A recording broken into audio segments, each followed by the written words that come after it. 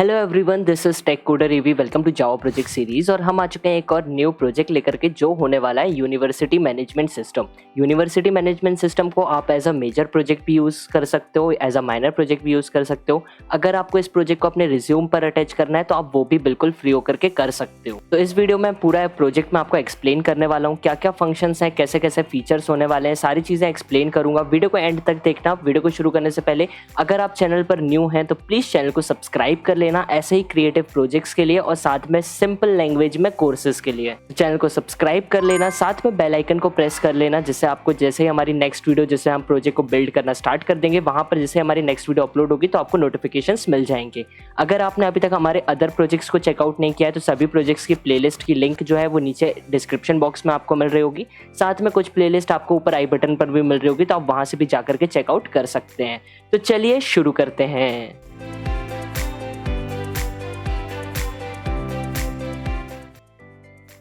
हमारा जो प्रोजेक्ट है ये एक डेस्कटॉप बेस्ड एप्लीकेशन होने वाली है। हमारी यूनिवर्सिटी मैनेजमेंट सिस्टम एक डेस्कटॉप बेस्ड एप्लीकेशन होने वाला है।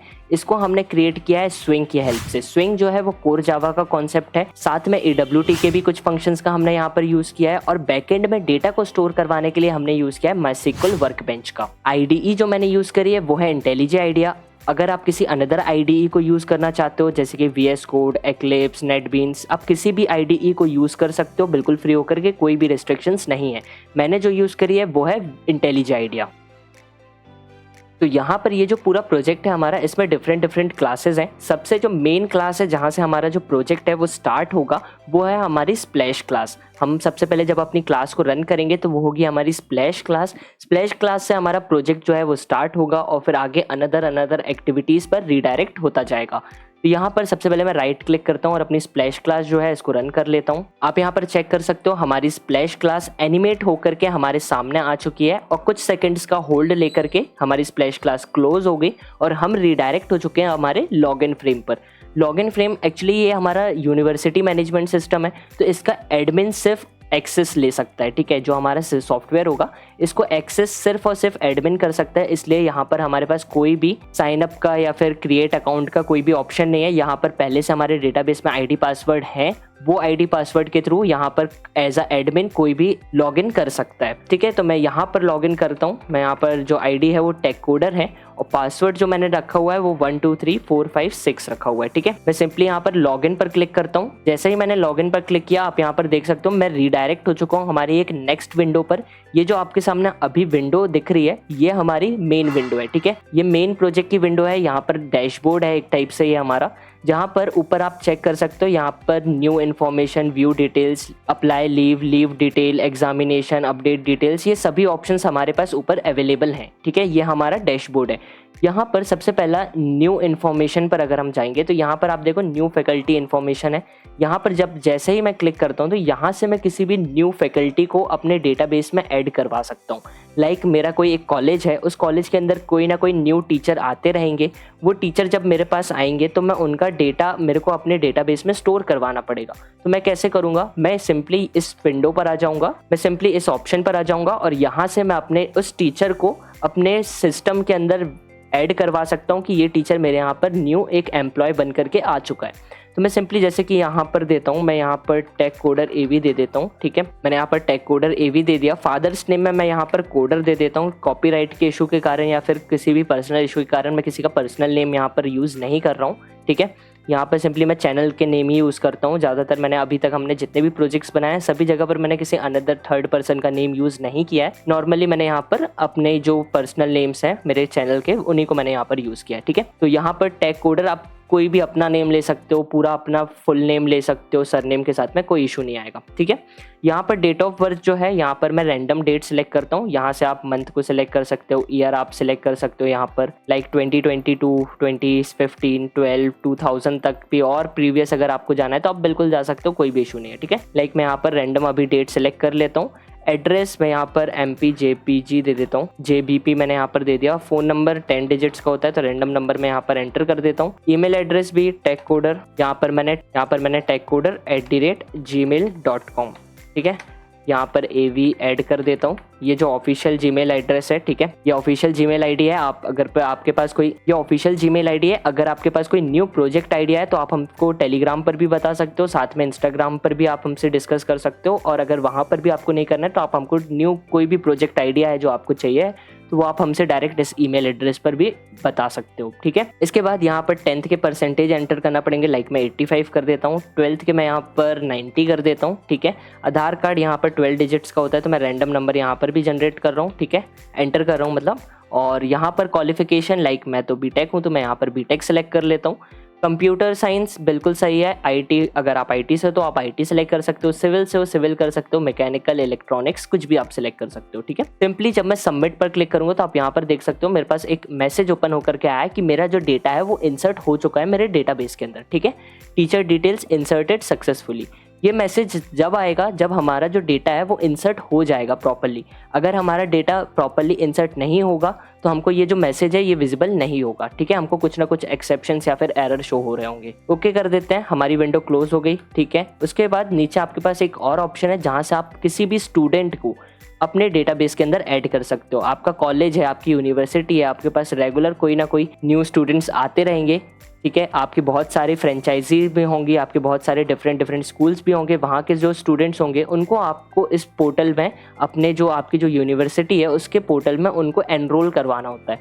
तो स्टूडेंट्स को भी आप एनरोल करवा सकते हो। मैं सिंपली यहाँ पर AV के नाम से स्टूडेंट ले लेता हूँ, ठीक है। और जो फादर्स नेम है वहाँ पर मैं टेक दे देता हूँ। डेट ऑफ बर्थ रैंडम में सेलेक्ट कर लेता हूँ, सेम जैसा कि अभी हमने टीचर के लिए किया वही फॉर्मेट मैंने यहाँ पर भी रखा हुआ है स्टूडेंट के लिए भी। सभी इन्फॉर्मेशन ज़रूरी हैं, यहाँ पर सभी इन्फॉर्मेशन जो है वो ज़रूरी है फिल करना। ये avgmail.com जो है इसको ट्राई मत करना, ये मैंने रैंडम ID एंटर कर दिया है, ठीक है। यहाँ पर मैं दे देता हूँ 75 और यहाँ पर मैं दे देता हूँ 95, परफेक्ट है। बीटेक की जगह पर या फिर आपके पास डिफरेंट कोर्सेस हैं कि आपका जो स्टूडेंट है वो किस कोर्स के लिए आया हुआ है, ठीक है। वो बीटेक करने के लिए आया हुआ है, BBA करने के लिए आया हुआ है, BCA करने के लिए आया हुआ है, वो किस फील्ड के लिए आया हुआ है वो आप यहाँ से सिलेक्ट कर सकते हो, ठीक है। ब्रांच यहाँ पर ये सारी होंगी, BBA BCA सब में ये ब्रांचेस होती हैं। एक्चुअली कॉमर्स का तो आइडिया नहीं है मेरे को, बट बाकी जो हमारी साइंस ब्रांचेस है वहाँ पर तो ये सभी ऑप्शंस होते हैं, ठीक है। तो इसके बाद सिंपली यहाँ पर आधार कार्ड नंबर और मैं एंटर कर देता हूँ। यहाँ पर आधार कार्ड नंबर एंटर किया, सबमिट पर जब मैं क्लिक करूँगा तो आप देखो जो स्टूडेंट का डेटा है वो भी सक्सेसफुली इंसर्ट हो चुका है। ओके पर क्लिक करते हैं, फ्रेम हमारा क्लोज हो चुका है। नेक्स्ट हमारे पास व्यू डिटेल्स का ऑप्शन है। अगर आपके पास कितनी फैकल्टीज़ हैं, कितने टीचर्स हैं, कितने आपके स्पोर्ट्स टीचर हैं, कितने इंग्लिश टीचर हैं, क्या कौन से टीचर हैं, या फिर आपके अकाउंटेंट जो होंगे आपकी यूनिवर्सिटी में कोई अकाउंट्स का काम कर रहा होगा वो कितने हैं, वो सारी चीज़ें आप यहाँ पर चेक कर सकते हो। मैं सिंपली व्यू पर क्लिक करता हूँ तो आप यहाँ पर देखो सबकी एम्प्लॉय ID यहाँ पर विजिबल हो जाएगी। जैसे अभी हमारे डेटाबेस में सिर्फ 2 यूज़र हैं, एक टेक कोडर AV जो मैंने आपके सामने अभी ऐड करवाया और एक जो टेक है जिसको मैंने पहले से ऐड करवा के रखा था जब मैं इस पूरे प्रोजेक्ट को क्रिएट कर रहा था, वहाँ पर मैंने एज अ एग्जांपल इंसर्ट करवाया था डेटा, ठीक है। अब यहाँ पर आप एज अ एम्प्लॉय ID से भी सर्च कर सकते हो। अगर आपके पास 50, 60, 1000, 2000 एम्प्लॉयज़ हैं तो आप अगर आपके पास यहाँ पर ऐसे चेक नहीं करना है तो आप सिंपली यहाँ से चेक कर सकते हो, ठीक है। तो आप यहाँ पर क्लिक सेलेक्ट कर सकते हो, सिंपली सर्च पर क्लिक करके आप उस पर्टिकुलर एम्प्लॉय को भी सर्च कर सकते हो।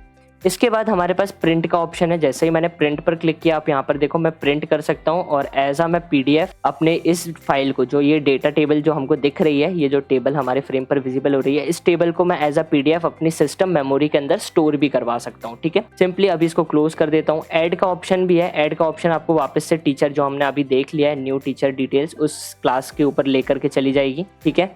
फिर यहाँ से मैं कैंसिल कर देता हूँ इसको अभी तो। और फिर यहाँ पर आप स्टूडेंट्स डिटेल देख सकते हो, जैसा कि यहाँ पर अभी हमने एक AV स्टूडेंट को ऐड अप करवाया अपने डेटाबेस के अंदर, ठीक है।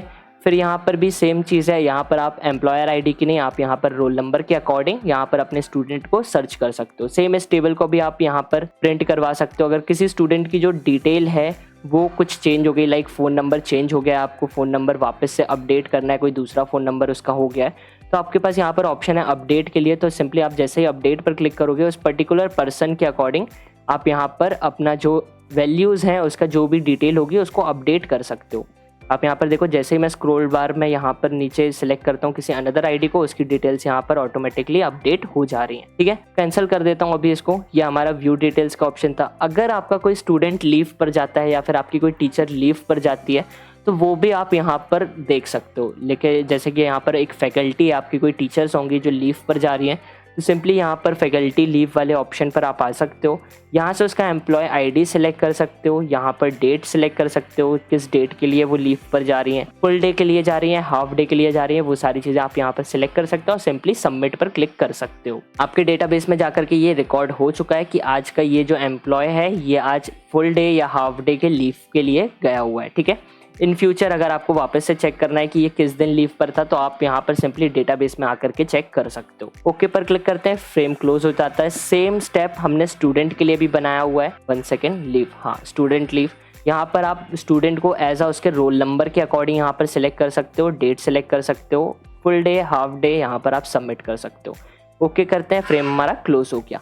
अब कितने लोग लीव पर गए हैं अगर वो चेक करना है, तो आपको सिंपली यहाँ पर आप देखो फैकल्टी लीव डिटेल्स का ऑप्शन है, इस पर क्लिक करोगे। यहाँ पर देखो मैंने ये 2 लीव्स तो पहले जनरेट करवाई थी जब मैं इस पूरे प्रोजेक्ट को क्रिएट कर रहा था। ये वाली जो 3rd लीव है अभी हाफ डे वाली 15 जुलाई, ये मैंने अभी जनरेट करी थी, ठीक है, आपके सामने। यहाँ पर ये सारी चीजें, ठीक है, ये आप चेक कर सकते हो। एज अ एम्प्लॉय के अकॉर्डिंग भी आप यहाँ पर चेक कर सकते हो पर्टिकुलर एम्प्लॉय कौन सा है, ठीक है। प्रिंट का ऑप्शन है, प्रिंट पर क्लिक करोगे आप यहाँ पर देख सकते हो इस पूरी टेबल को आप प्रिंट भी कर सकते हो या फिर एज अ पीडीएफ आप अपने डेटाबेस के अंदर भी स्टोर करवा सकते हो। कैंसिल पर क्लिक करेंगे, फ्रेम हमारा क्लोज हो जाएगा। सेम चीज स्टूडेंट के ऊपर भी है, आप स्टूडेंट की लीव को भी चेक कर सकते हो, प्रिंट कर सकते हो, उसके रोल नंबर के अकॉर्डिंग सर्च भी कर सकते हो, ठीक है। फिर हमारे पास आता है एग्जामिनेशन का ऑप्शन। एग्जामिनेशन के ऑप्शन के अंदर सबसे पहले हम बात करते हैं एंटर मार्क्स के ऊपर, ठीक है। जैसे ही मैं एंटर मार्क्स वाले ऑप्शन पर जाता हूँ तो मेरे को यहाँ पर एक ऑप्शन मिलता है रोल नंबर का, ठीक है। मैं यहाँ पर रोल नंबर के अकॉर्डिंग, जो भी रोल नंबर मेरा यहाँ पर सिलेक्टेड रहेगा उस रोल नंबर के अकॉर्डिंग मैं उस बच्चे का यहाँ पर हर एक सेमेस्टर कितने सेम होते हैं, अगर 4th ईयर का है, अगर बीटेक कर रहा है तो ऑब्वियस सी बात है 8 सेमेस्टर का होगा, अगर किसी अनदर कोर्स में है तो हो सकता है 3 सेमेस्टर का हो, 4 सेमेस्टर का हो, 5 सेमेस्टर का हो। तो आप यहाँ पर पर्टिकुलर सेम सेलेक्ट करके सब्जेक्ट नेम एंटर करके या फिर सब्जेक्ट कोड एंटर करके, लाइक अगर आप बीटेक से हो तो आप लोगों को पता होगा BT 103 104 ऐसे हमारे सब्जेक्ट कोड होते हैं, तो वो सिंपली सब्जेक्ट कोड एंटर करके आप सामने जो भी आपके ग्रेड्स हैं या फिर मार्क्स हैं वो आप यहाँ पर एंटर कर पाओगे, ठीक है। इसको बैक कर लेता हूँ, अभी मैं कोई भी नहीं करवा रहा हूँ, ठीक है, मैंने एक करवा कर रखा हुआ है तो वो आपको दिखा देता हूँ। यहाँ पर मैं एग्जामिनेशन रिजल्ट पर जाऊँगा तो आप यहाँ पर देखो मेरे 2 स्टूडेंट्स हैं। मैंने अभी सिर्फ एक AV वाला जो अपना स्टूडेंट है कोडर जिसका नेम है, इस स्टूडेंट का मैंने अभी करके रखा हुआ है। तो जैसे ही मैं स्टूडेंट को सिलेक्ट कर रहा हूँ आप यहाँ पर देखो उसका एनरोलमेंट नंबर जो है, रोल नंबर जो है ऊपर ऑटोमेटिकली चेंज हो रहा है, ठीक है। यहाँ पर आप देखो, ठीक है, अब देखो चेंज हुआ। यहाँ पर मैं इसको सिलेक्ट करके रिजल्ट पर जब क्लिक करूंगा तो आप यहाँ पर देख सकते हो, यहाँ पर मैंने, ठीक है, AV टेक्निकल यूनिवर्सिटी यहाँ पर आपको दिख रहा है। रिजल्ट ऑफ एग्जामिनेशन यहाँ पर 2023 है, रोल नंबर भी विजिबल है। किस सेमेस्टर का रिजल्ट है ये? 1st सेमेस्टर का रिजल्ट है, ठीक है। यहाँ पर English, Hindi, physics, chemistry, maths, मैंने यहाँ पर सभी नंबर्स को एंटर करवा दिया था, ठीक है। आप ऐसे रिजल्ट भी व्यू कर सकते हो। बैक करते हैं, फिर से नेक्स्ट ऑप्शन पर चलते हैं जो कि है अपडेट डिटेल्स का। अपडेट डिटेल्स में जैसा कि अभी हमने व्यू डिटेल्स में भी देखा, वहाँ पर भी मैंने एक ऑप्शन दे करके रखा है डिटेल्स को अपडेट करने का। अगर वहाँ से नहीं करना तो स्पेसिफिकली आप डायरेक्ट अपडेट वाले ऑप्शन पर आकर भी डिटेल्स को अपडेट कर सकते हो। यहाँ पर ऑप्शन है अपडेट फैकल्टी डिटेल्स का। तो सिंपली फैकल्टी में आप क्या चेंज कर सकते हो? एड्रेस चेंज कर सकते हो, ईमेल आईडी चेंज कर सकते हो सकता है वो डिपार्टमेंट चेंज हो गया हो, प्रमोशन होने के बाद वो किसी अनदर डिपार्टमेंट में चला गया हो तो आप यहाँ से डिपार्टमेंट भी चेंज कर सकते हो। फ़ोन नंबर चेंज कर सकते हो। एजुकेशन हो सकता है उन्हें जब जॉब ज्वाइन करी थी तब वो बीटेक ग्रेजुएट थे, अब वो उनने मास्टर्स भी कर लिया है और वो यहाँ पर अपडेट करना चाहते हैं तो आप उनकी एजुकेशन क्वालिफिकेशन को भी अपडेट कर सकते हो। Name, date of birth, employ ID, ये सारी चीज़ें जो हैं 10th and 12th के मार्क्स, आधार कार्ड नंबर, ये सारी चीज़ें लाइफ में कभी भी चेंज नहीं होने वाले हैं, तो ये चीज़ें आप अपने डेटाबेस में अपडेट नहीं कर सकते हो। एक बार एंटर हो गए तो वही मार्क्स जो हैं वो परमानेंटली एंटर हो जाएंगे। वो ऐसा है आप अपने डेटाबेस में से रिमूव कर सकते हो, बट यहाँ पर जो हमारा सॉफ्टवेयर है इसके अंदर कहीं पर भी उन मार्क्स को या उन डिटेल्स को डिलीट करने का ऑप्शन कहीं पर भी नहीं है, ठीक है। बैक कर लेते हैं। यहाँ पर मैं एक काम करता हूँ, अपडेट करके ही दिखा देता हूँ। फैकल्टी में जैसे कि मैं यहाँ पर क्या करता हूँ, इधर पर JBP MP है एड्रेस में, ठीक है, टेक का, तो मैं इसको चेंज करके कर देता हूँ। यहाँ पर मैं दिल्ली कर देता हूँ। मैंने यहाँ पर दिल्ली कर दिया। अपडेट पर क्लिक करता हूँ। अब देखो यहाँ पर मेरी डिटेल्स जो है वो अपडेट हो चुकी हैं। ओके पर क्लिक करता हूँ। वापस चलते हैं हम व्यू डिटेल्स में, व्यू फैकल्टी डिटेल्स, और यहाँ पर देखो टेक में यहाँ पर एड्रेस जो है वो दिल्ली हो चुका है, ठीक है, परफेक्ट है। डिटेल्स भी हमारी अपडेट हो चुकी है। क्लोज कर देते हैं। इसके बाद हमारे पास फीस वाला ऑप्शन है कि अब हर टीचर या स्टूडेंट की फ़ीस होती है, ठीक है। तो इस फीस यहाँ पर हमने सिर्फ स्टूडेंट्स के लिए रखा हुआ है कि स्टूडेंट्स कितने आएंगे। देखो बीबीए के लिए अलग फ़ीस होती है, बीकॉम के लिए अलग फ़ीस होती है, बीटेक के लिए अलग फ़ीस होती है। सभी डिपार्टमेंट्स जो होते हैं हमारे एजुकेशन के लिए, वो सभी डिपार्टमेंट की अलग अलग डिफरेंट फ़ीस होती है। तो सबसे पहला ऑप्शन हमने क्या रखा है, फ़ीस स्ट्रक्चर का। तो जैसे मैं फ़ीस स्ट्रक्चर पर क्लिक करता हूँ तो आप यहाँ पर देखो बीटेक की जो फ़ीस है वो यहाँ पर 8 सेमेस्टर तक की है, हर एक सेम की डिफरेंट फ़ीस है, ठीक है। 8 सेमेस्टर तक की हमारी फ़ीस है।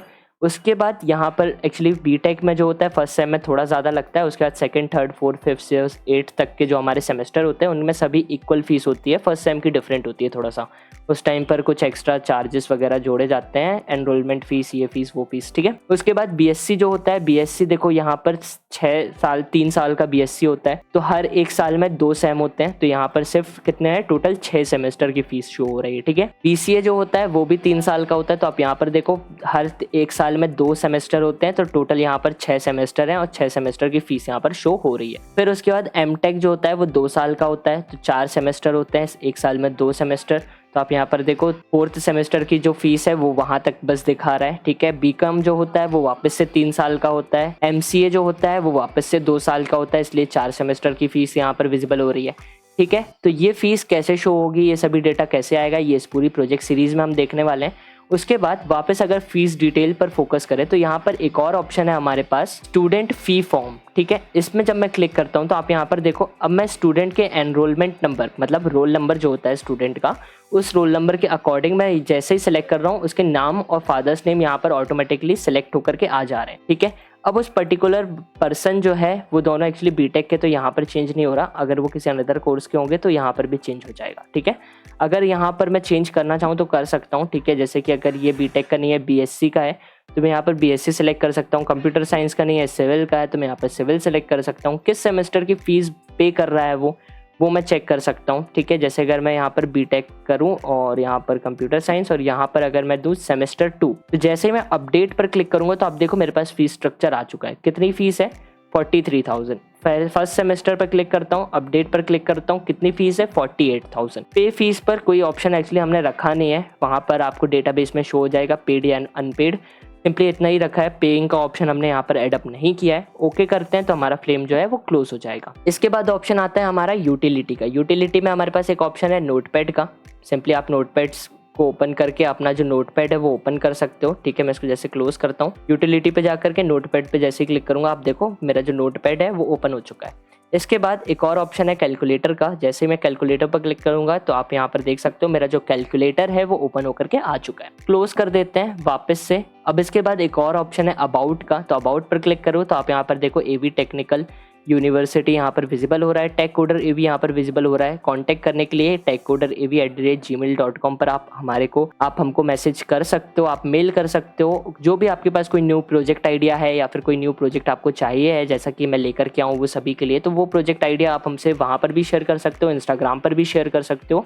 अब कोई भी डाउट्स आते हैं अगर आपको तो आप हमसे टेलीग्राम ग्रुप पर भी डिस्कस कर सकते हो, ठीक है। इसको क्लोज कर देते हैं। हमारा प्रोजेक्ट जो था वो इतना था। होप्स आप लोगों को प्रोजेक्ट पसंद आया हो, सारी चीज़ें आप लोगों को क्लियर हो गई हो। कहीं पर भी डाउट आप लोगों को अगर है तो आप कमेंट सेक्शन में हमसे डिस्कस कर सकते हो, टेलीग्राम चैनल पर भी डिस्कस कर सकते हो, या फिर ईमेल एड्रेस या फिर आप हमारे इंस्टाग्राम प्रोफाइल पर भी आकर के डिस्कस कर सकते हो। नेक्स्ट वीडियो जो होगी वहाँ से हम हमारे पूरे प्रोजेक्ट को बिल्ड करना स्टार्ट कर देंगे। एक एक चीज़ को हम देखने वाले हैं, एक एक क्लास के लिए मैं सेपरेट वीडियो लेकर के आने वाला हूँ, ठीक है। कैसे हम डेटा को निकाल रहे हैं, कैसे डेटा अपडेट कर रहे हैं, कैसे हम इंसर्ट कर रहे हैं, सारे ये फंक्शंस कैसे काम कर रहे हैं, ये पूरे लॉजिक कैसे वर्क कर रहे हैं, ये सारी चीज़ें इस पूरी सीरीज़ के अंदर हम देखने वाले हैं। तो पूरी प्रोजेक्ट सीरीज़ को एंड तक देखना, पूरे प्रोजेक्ट को क्रिएट करना, ठीक है। जो नेक्स्ट वीडियो होगी वहाँ से हम हमारे प्रोजेक्ट को बिल्ड करना स्टार्ट कर देंगे। स्प्लैश स्क्रीन होने वाली है हमारी फर्स्ट स्क्रीन, तो हम नेक्स्ट वीडियो में स्प्लैश स्क्रीन को डिज़ाइन कर रहे होंगे। हर ऑल्टरनेट डेज पे आपको एक एक वीडियो मिल रही होगी। तो वीडियो अच्छी लगी है, प्रोजेक्ट अच्छा लगा है तो प्लीज़ वीडियो को लाइक करना, नीचे कमेंट सेक्शन में ज़रूर बताना। साथ में चैनल को अभी तक सब्सक्राइब नहीं किया है तो please hit the subscribe button को अगर अभी तक प्रेस नहीं किया है तो please hit the subscribe subscribe button को प्रेस कर लेना, साथ में बेल आइकन को प्रेस कर लेना, जिससे होगा कि अब जैसे ही हमारी नेक्स्ट वीडियो अपलोड होगी तो वहाँ पर आपको नोटिफिकेशन मिल जाएगा, एक 30 मिनट्स पहले और एक जैसे हमारा प्रीमियर चालू होगा वहाँ पर आपको एक नोटिफिकेशन मिल जाएगा। ठीक है, तो वीडियो अच्छी लगी है तो प्रोजेक्ट अच्छा लगा है तो वीडियो को लाइक करना, अपने फ्रेंड्स के साथ शेयर करना, कमेंट सेक्शन में ज़रूर बताना प्रोजेक्ट और एक्सप्लेनेशन कैसा लगा है। साथ में चैनल को सब्सक्राइब कर लेना और बेल आइकन को प्रेस कर लेना। मिलते हैं नेक्स्ट वीडियो में, जब तक के लिए stay tune, stay safe, bye bye.